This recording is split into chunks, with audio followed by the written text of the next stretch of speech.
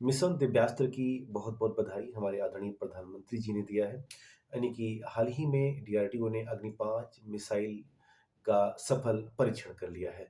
वास्तव में अग्नि-5 भारत की पहली इंटरकॉन्टिनेंटल बैलिस्टिक मिसाइल है, जिसे हम अंतर महाद्वीपीय बैलिस्टिक मिसाइल के रूप में जानते हैं। अर्थात इसका आशय ये है कि इस मिसाइल के द्वारा हम चूँकि एशिया में रहते हैं, तो एशिया से यूरोप या एशिया से ऑस्ट्रेलिया या कहा जाए काफ़ी हद तक एशिया से दक्षिणी और उत्तरी अमेरिका तक की मारक क्षमता, अफ्रीका तक की मारक क्षमता हासिल हो सकती है। यानी अंतर महाद्वीपीय मारक क्षमता से सुसज्जित भारत की एकमात्र और पहली यह मिसाइल है, जिसे हम बैलिस्टिक के तौर पर माने, जो कि प्रक्षेप्य पथ धारण करते हुए अपने शत्रु सीमा तक जाने की क्षमता रखती है। खैर, मुद्दे की बात यह है कि भारत ने इसके सफल परीक्षण के साथ अपनी जो अभेद्य क्षमता है, अपनी जो रक्षा प्रणाली है, उसे और अधिक मजबूत कर रहा है।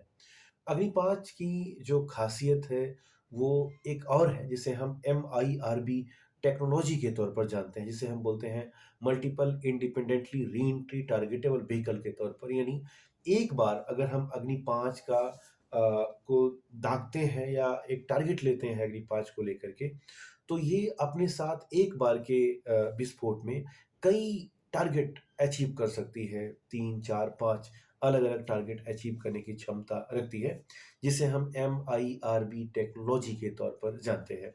यानी राष्ट्र के रक्षा मसलों को अगर ध्यान में रखा जाए, तो अग्नि-5 हमें काफ़ी अग्रिम पंक्ति में खड़ी करने वाली मिसाइल है। ख़ास बात ये है कि अग्नि श्रृंखला की अगली मिसाइल, जिसे हम अग्नि-6 के तौर पर जान रहे हैं, इसका भी विकास चल रहा है और ये भारत की दूसरी आईसीबीएम क्षमता की मिसाइल होगी और इसकी जो मारक क्षमता है, उसे बढ़ा करके 10,000 या उससे ज़्यादा किलोमीटर करने का अभी जो प्रयास है, या यूँ कहा जाए कि सरकार की तरफ से अभी बातें साझा की गई हैं। तो हम जल्द ही अग्नि-6 मिसाइल की श्रृंखला को भी देखेंगे। भारत दुनिया के उन देशों में शामिल है, जो अपने रक्षा कार्यक्रमों में काफ़ी अग्रणी माना जाता है। आज़ादी के बाद से आज तक हमने कई युद्ध देखे।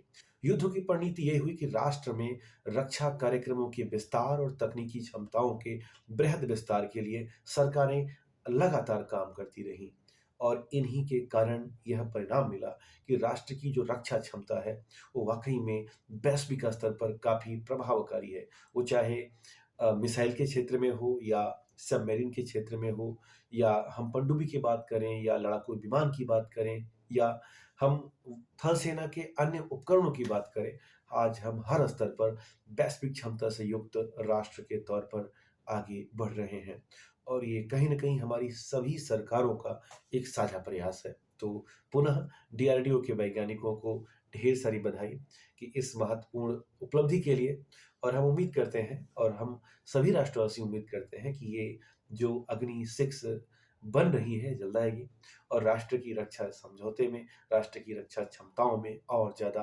अभिवृद्धि करती रहेगी। नमस्कार।